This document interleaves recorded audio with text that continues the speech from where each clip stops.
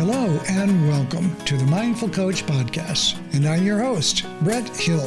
I'm a mindful somatic coach and founder of the Mindful Coach Association. I meet a lot of coaches working with the Mindful Coach Association.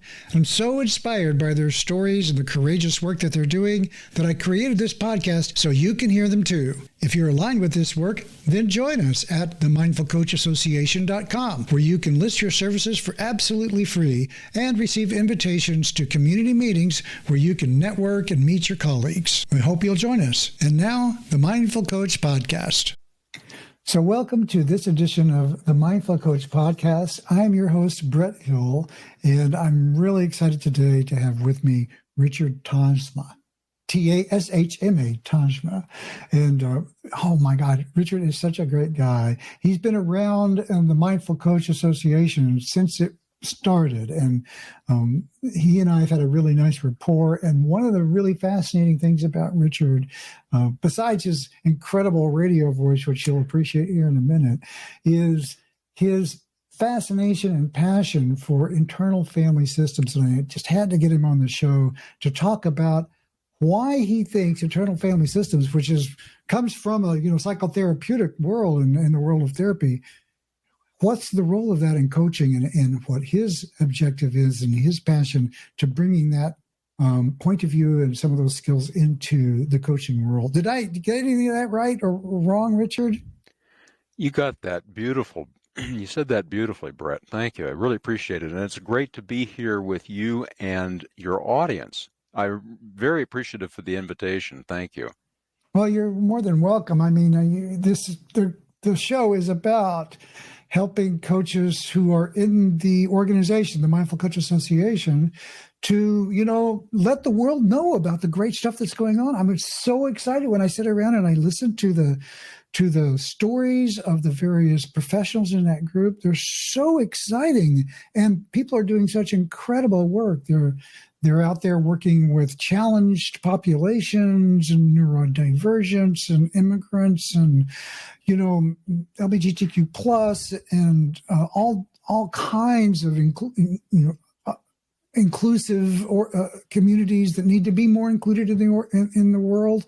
And then also we have people who are experts in certain areas. We have people who are great with horses, and we have horse people. We have people who do tarot, and we have people who do astrology, and they do all these things very, very well, and also they bring they value mindfulness in their life and their work.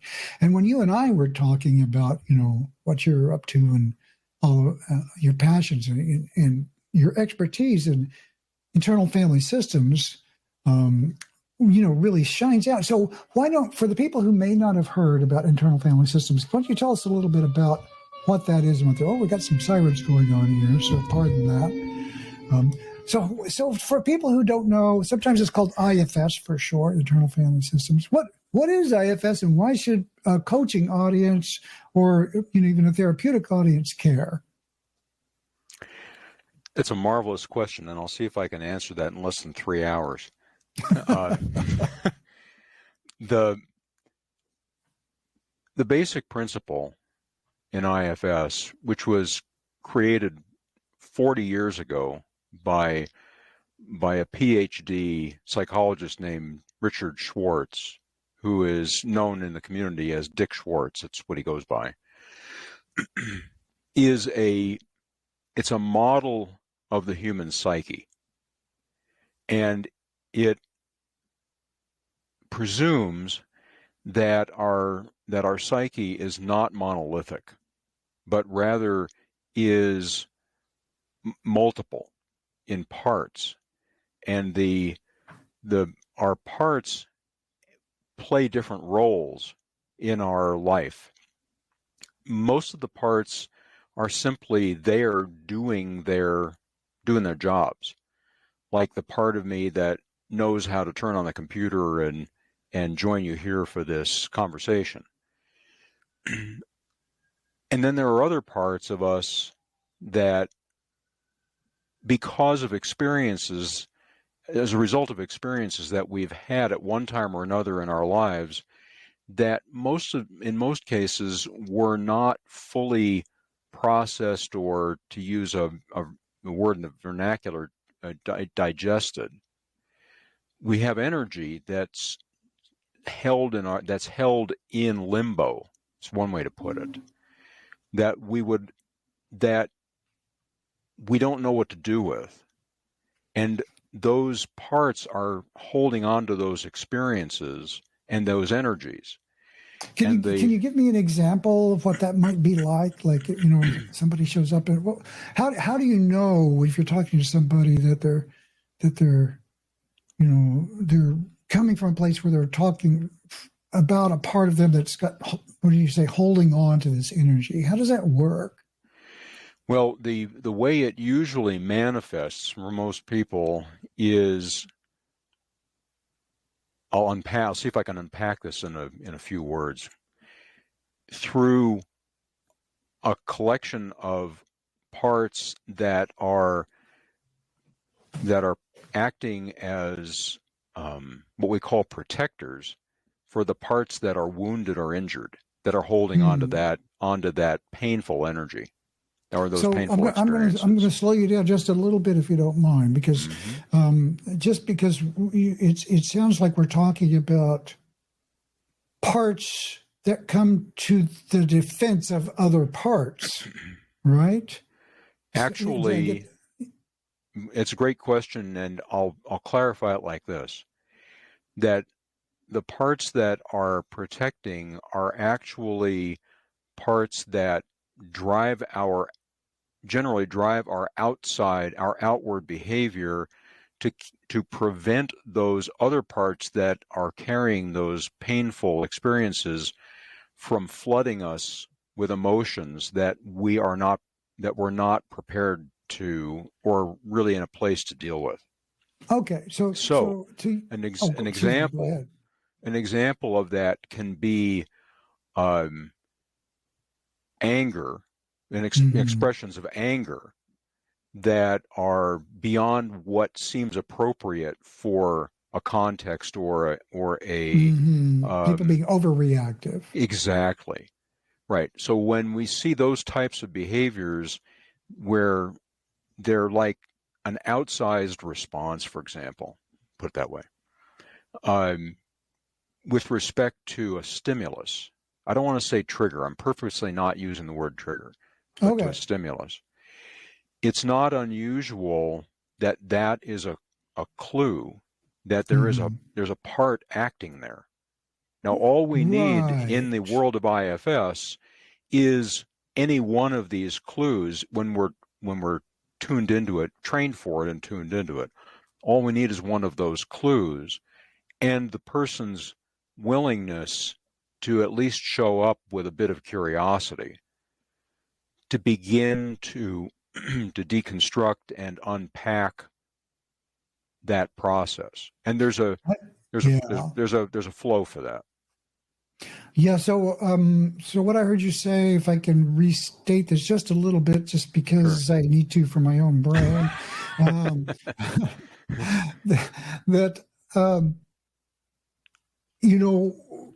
you said like this unresolved kind of energy in a way. So it's like one way you can know about that is whenever there's too much energy, like someone says something to you, or someone says something to somebody else, and the result is, well, how could you say that? It's like over the top kind of comeback, like, well, that isn't right. You don't get to say that to me. It's like anger. It's like suddenly they're acting out, and it's disproportionate to the situation.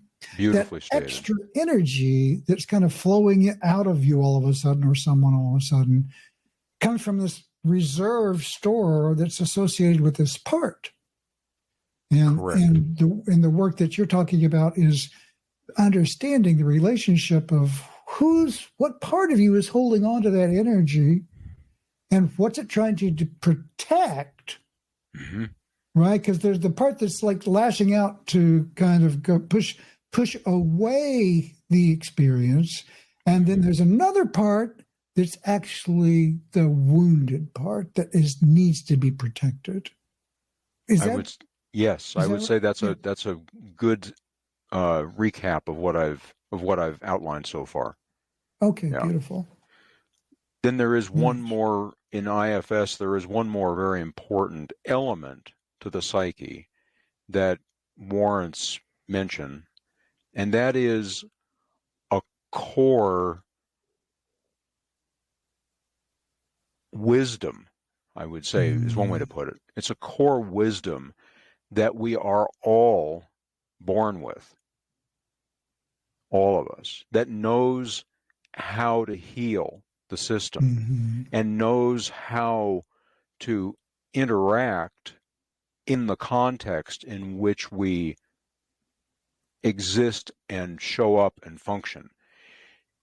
I think of it as in my way of describing it, I think of it as the drop of God or the drop of the universe that Mm. animated me at my moment of conception. Wow. Yeah, yeah. That's intense. That is always available. It's in my system. It's, we Yeah. usually think of it as being in our heart. It's in my system, and it's Right. always accessible to me. Right. This reminds me. So, okay. So going back just a little bit, we're talking about the part that's overreactive, that's defensive in this particular scenario, Right. and then the part that's wounded, and then a deeper part that has the knowledge about how to be whole. Yes, with one caveat that that last element that I'm referring to, we don't see that as a part. We see that as our Right. core, and we refer to that in the vernacular of IFS because we use pedestrian language. It makes it a lot easier. We refer to that as self with a capital S, SELF with a Oh, capital S. the big self. The Right. big self, yeah. Mm-hmm, mm-hmm. This reminds me of a principle I studied in Hakomi, and so these are related systems. Hakomi and Yes. so Dick Schwartz and Ron Kurtz were colleagues, and both of Correct. these.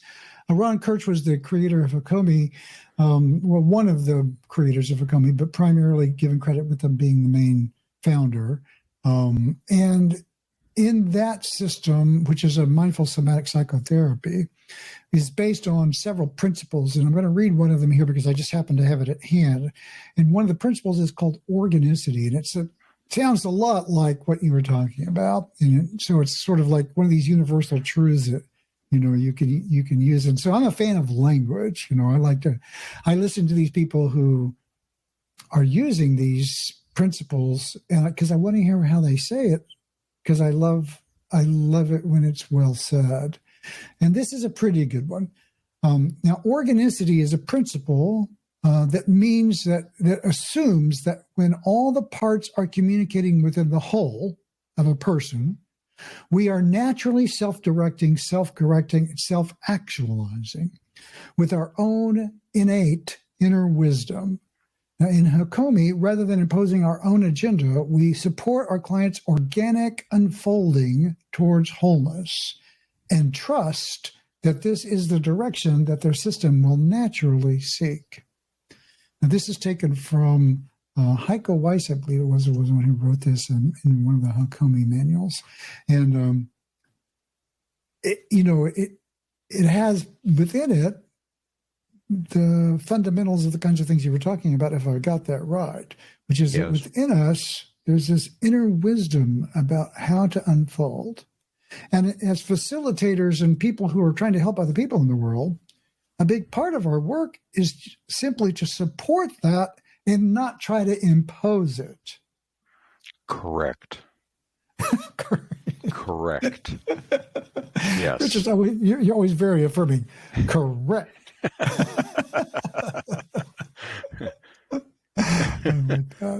So how did you get involved with this whole world of internal family systems, and then how did that turn into an interest in coaching? Okay, well, again, trying to keep this to less than 3 hours. The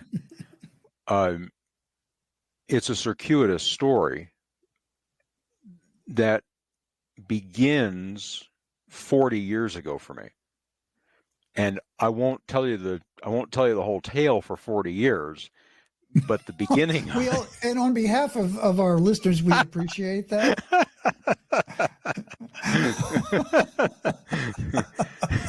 No doubt.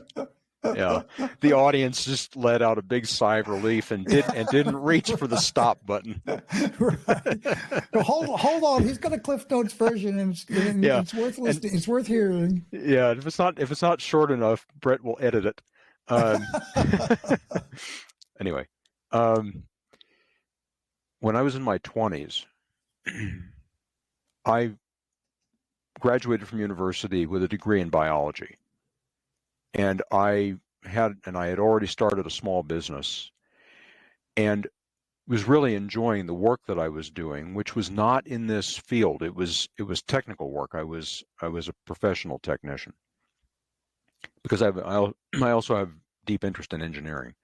So I had this small business, and I was, as a person, I was miserable even in my mid-20s. I hated the person I had become. Oh, that sounds. I was in my heart, mindfully, I'm sad to hear you say that. I was arrogant and obnoxious and difficult to be around, and really socially incompetent. Wow, that's harsh. And I was miserable. And I thought, I can't live like this. So I've got to do something about it. Fortunately, a friend, somebody who cared about me, turned me on to a workshop organization in California where I lived at the time. And that was the beginning of my journey. I see. And that organization doesn't exist anymore, but for anybody who might be old and from California and know anything about this, they might remember something called the Summit Organization and a fellow named Paul Larson. So anyway, I joined Summit and participated there in different capacities for several years, did a lot of growing, and aspired to being able to bring that kind of transformational work to other people someday. But I knew I couldn't. I was incompetent at doing it at that point in my life. So I went on and did what I did as a professional until about 10 years ago. And I'm in my mid-60s now, so I was in my mid-50s. But you were happier then, right? Much. Yeah, I just continued working on myself over the years, and when I would see places where I could continue to improve myself or my dear spouse of now more than 30 years could point out to me that this was a place where I probably it would help if I would do something, if I would show up differently. I got good at making these changes for myself pretty easily without a lot of distress. And about 10 years ago, to make it a long story short, I started to get a calling to do something different, to leave my engineering life, because the skills that I was really good at were becoming obsoleted in the computer space. And so I didn't want to start again from scratch. I thought, well, maybe it's time for me to put this stuff to use. And one of the core places where that led me and grounded me was with a person named Russell Ackoff, who was one of the founders of what's known as systems thinking. And Russ gave me a really important insight in his teachings when he said, because I'm a systems guy, I'm a biologist and I'm a systems guy. Right, exactly, a technical guy. Right. And I heard him say that a system is not the sum of the parts. It is the product of their interactions.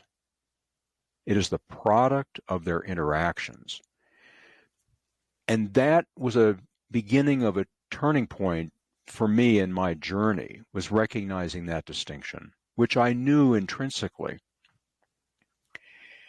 And so I found my way into studying energy healing, and spent a year studying a modality known as Psych-K, which some people know.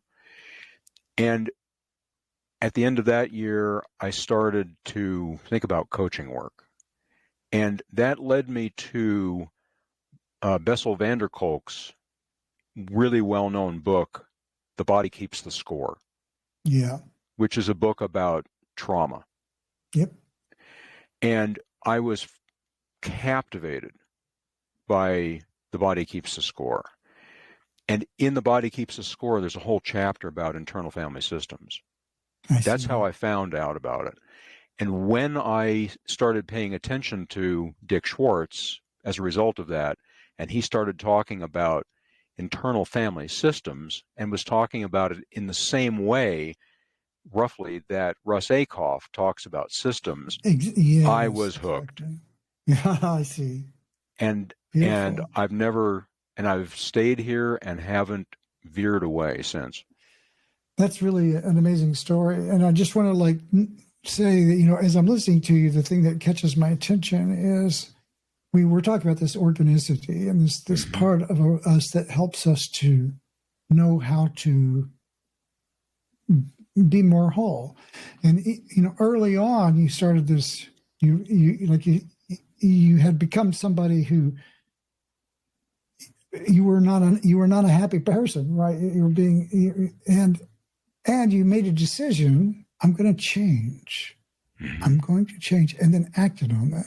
So there's that part showing up. Like, I know this isn't working. I know I want to be better, and that's that part of us that I always use in my own method, the mindful coach method, about what is it that there's an assumption that there's something in us that wants to be whole and wants to thrive and wants to grow, that there's this innate knowledge and urge to be more whole, integrated, and alive.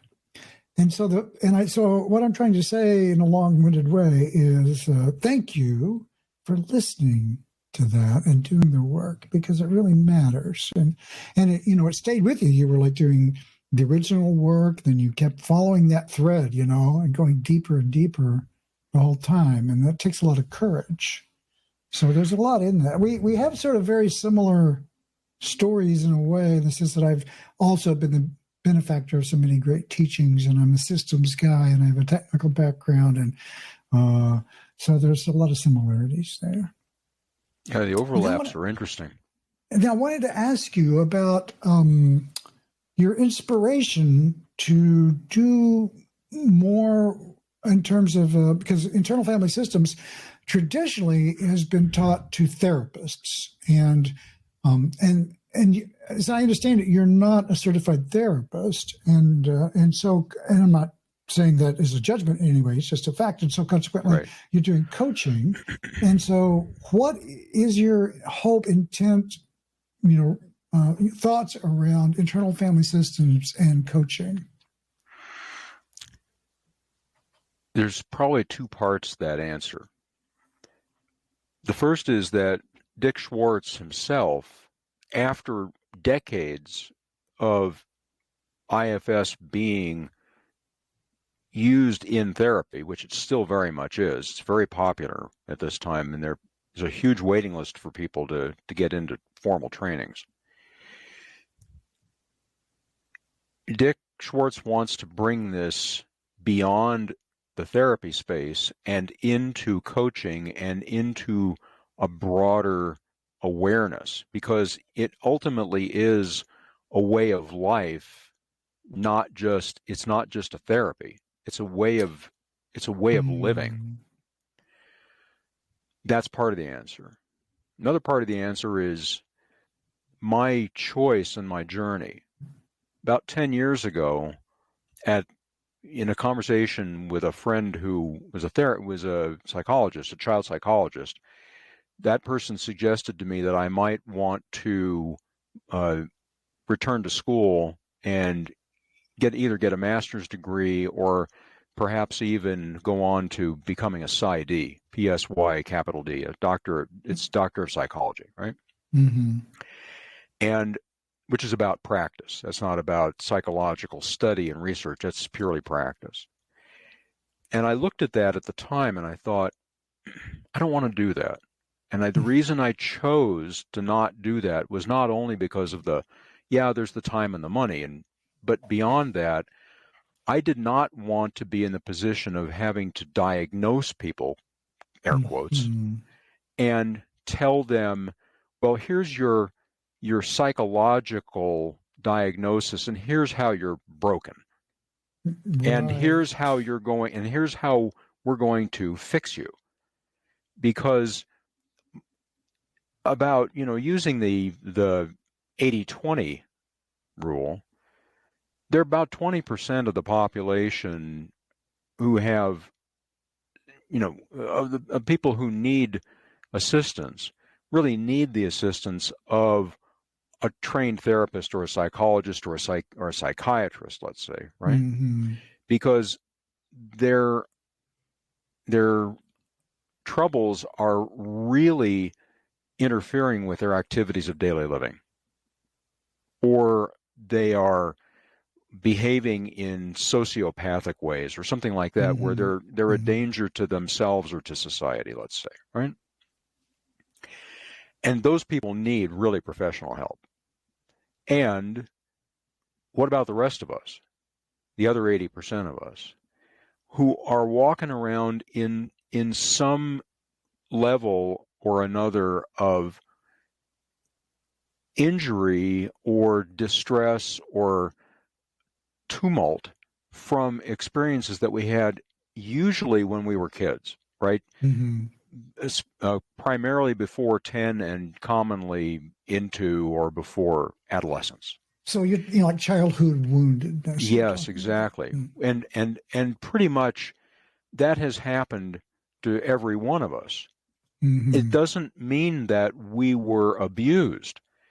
Many times, many of these things are a result of unresolved or unrepaired confusion, or just an experience of being humiliated or embarrassed in a context of, let's say, peers, and we don't know how to process that. Yeah, stuff happens in life, and Exactly. that you're just kind of unexpected. Like I remember, one of the big ones for me was an innocent situation, but it still is with me today. I had a friend, just in a very tight nutshell, when I was in first grade, and we were tight, man. We were really good friends. And then one day he said he was moving, and I didn't even hear it. And 2 months went by and I just couldn't hear it. And then one day at the end of the thing, we're getting on the bus and I'm saying, okay, I'll see you later. And he's like, Brett, you don't get it. And I'm going, what are you talking about? I never had anybody talk to me that way, because I'm never going to see you again. And it just hit me like a ton of bricks. I had completely tuned out this reality. And it was the first time I'd ever experienced as a little boy. Yeah. The people you care about can just disappear from your life. And it really, it really shook me. And, so there's an example of something that's nobody's fault. Exactly. but it still has an important effect. Because now there's a part of me that's like, oh, I don't want to get close to anyone because they can go away. Without that, and for me, it's like suddenly, right? They can go away suddenly. And that's a really excellent. Thank you for sharing that, Brett. That's a really excellent example of the kind of injury or wounding, to use use the words lightly in air quotes. That right? I mean, these are not these feel traumatic to us in the moment. Right. As adults looking back on it from a perspective, from an adult perspective, I don't want to say this. we would be like, well, yeah, this stuff happens, and so why do we get so upset about it? Like, why can't I get over it? Why am I still affected by it? And the answer to that largely is, in the moment when he said that to you, and that shock of the reality of that came upon you, you didn't know what to do with that experience and the energy and the and the I'll use the word emotion in a psychological sense, right? Uh-huh. And the emotional energy, which in my vernacular, when I talk about emotion, it's very tied into physiology. And this is Mm-hmm. part of the reason why I like the mindful coach method, because it's somatic, Oh, right. And so right? for listeners, the mindful coach method is a course that I wrote about mindful somatic coaching, which involves a lot of the things that we're talking about in terms Right. of Hakomi and internal family systems is even there to a certain degree. So just so people know that that's what you're talking about. So you, in that moment, if you can put yourself back in that place for a moment, you can conjure up and reconstruct and reassemble the physiology for how that landed on you or landed for Yeah. you. Yeah. And Yeah. no question about that. No, it's absolutely It's, true. and so that's an indication to me, Brett, that there is a part of you that still feels that the impact of that loss. And that part, in order for you to avoid in the moment when that happened, because you didn't know what to do with it, and Yeah. there wasn't anybody there to help you process that, Yeah. you needed to do something with that energy, which Mhm. is the way your body was configured in that moment, Right. Yeah. your physiology. And Yeah. so some part of you held that in the expectation that A, you would recognize a risk like that again someday in the future and hopefully Hmm. avoid it. And B, maybe someday have an opportunity to process that and discharge the energy and and find calm around that so that you can say, yeah, that happened, and and it's a bummer and I'm sad about that, but Right. I'm not at the effect of it. Right. Well, that's the A B scenario there. The B is like the healing process, the Mm-hmm. integration process, and that takes work. You have to kind of get present with your experience and go, "What's this all about? And how crappy does this feel? And what's really true for me?" But And I think that's more in the more immediate moment, like what happens is the organism of little Brett mm-hmm. has to adapt to this new reality. Right. And that's where these parts happen. That's where this part of me psychologically kind of splits off and says, well, I'm going to make remember we started talking about the overprotective part, the part that's Yep. reactive. And so that's where that part is born. It's kind of like, oh, I can feel someone getting close to me and I'm going to resist that now because that's going to be painful later.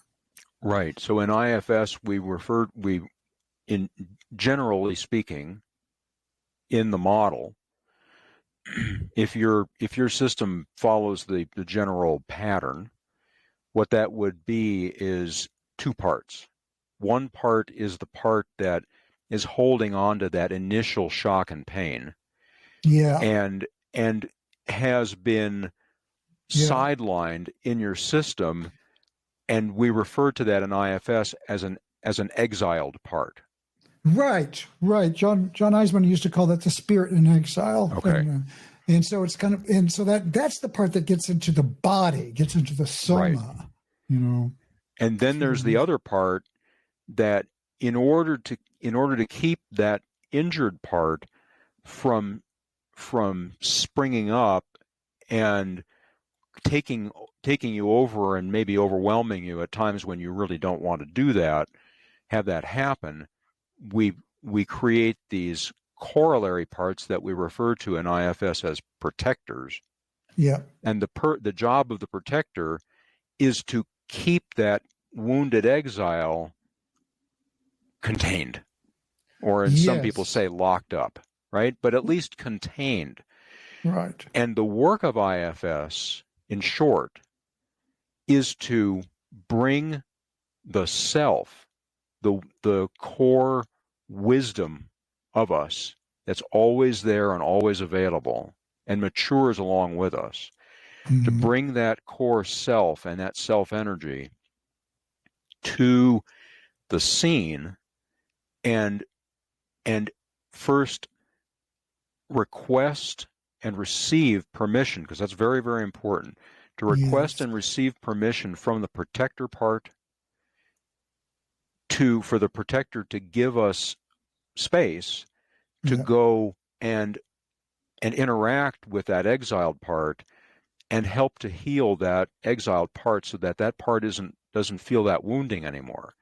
Yeah. And when all of this happens and it all works normally, those parts can resume their normally valuable roles in your system or in our system, which is usually these are usually the parts of us that are really carrying our juice of life, our love and our interest and compassion and the things that really light us up, that we've set aside or locked away. And that's a sad thing when that happens. No, totally. Now, all this it sounds amazing, and I've seen this kind of work happen beautifully in just a slightly different frame in Hakomi. Mm-hmm. But my question to you, though, is like, how do you distinguish between this and is that work straight up coaching, or is that work therapy, or do you have a philosophy around that? Like, how do you differentiate someone that using IFS in a therapeutic mode versus a coaching mode? Let me think about that for just a moment.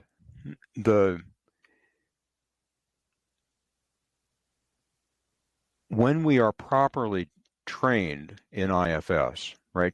And I've been learning IFS for, I think it's about 7 years now. So I'm not new to this. And I'm also bringing other skills with me that I learned a long time before that. And that matters because I need to show up in a particular, IFS is not, it's much less a protocol than it is a flow. And there are hard points to it, of course. But in order for us to do the work well, we need to do the work on ourselves so that I can show up with sufficient self-energy myself to hold the space. Mm-hmm. Now, in saying that, to help answer your question, what Dick Schwartz recommends for us is to, even as coaches, is to get, it's perfectly fine for us to get to know the protector parts and to befriend them and to get to understand them and what their story is. It's doing the next deeper stage, which is really accessing the wounded exiled parts that gets more into a domain that might be thought of as therapy. And for coaches who are really skilled with IFS and who are well trained in it, we can do that because we understand the whole flow and the proper ways to access those more wounded parts and allow them to express themselves in a safe context and maintain that container of psychological safety. So it depends roughly really on the degree to which the person, in my answer to your question, I think is, it really depends on the degree to which the person is being, their activities of daily living are being impacted negatively by the intensity of these experiences. And that is not it's not a cut and dried answer exactly. Pardon me. No, I understand what you mean. Okay. It's like if someone comes to you, it's almost like what their intent is. Are they coming to you with the intent to have you help them, be better, be more skillful in interviews, or not choke up whenever they get take quizzes or exams, or whatever their thing is, or are they coming to you with something a little more fundamental, like oh, I'm deeply depressed and I need a way out, right? And so it's sort of almost like in one world you're clearly wading in the swamp of woundedness, and Yep. in another case you might be able to help somebody, like working with what you mentioned I liked in terms of helping people explore the protectors, provides a doorway to this more what you call the exiled part, this exiled spirit. Yep. And the relationship between the coach and the client at that moment is a coaching decision. Do you dive into the more wounded part, Correct. or do you stay in a more resourced part? Right. And to me, that's how I make a distinction. It's like, and in the mindful coach method, the approach is to bias, if you will, or have a preference for facilitating towards resourcefulness. And so that's just my own spin on it. It is available for well-trained coaches to flow through the whole IFS protocol. It doesn't require a therapist. The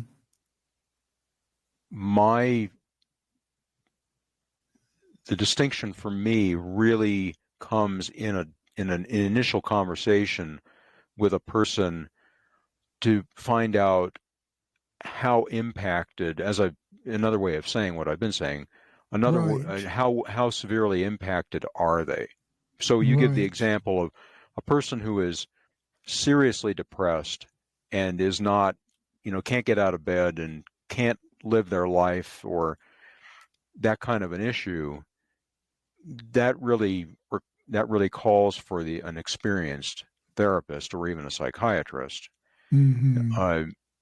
Even though there are plenty of IFS therapists who will take that on and use IFS in those contexts. Absolutely. That's not a place where I feel qualified to bring my skills. Sure, I understand what you're saying. I'm just trying to kind of frame this in because it's a really big question in terms of what's the difference between coaching and therapy. We could talk about that for a billion years, and then particularly when we're talking about, because you're talking about bringing IFS practices and principles into a coaching context in a similar way, like I've been bringing mindful somatic work from Hakomi and other methods as I've said it into a coaching context as well. And so helping clarify all that, I think, is just serving the greater good for the coaching community everywhere. So how do people connect with you to explore, what's this about? How's this working for them? How would they find you? Well, people can find me at my website, which is Rocky Mountain Calm, CALM, RockyMountainCalm.org.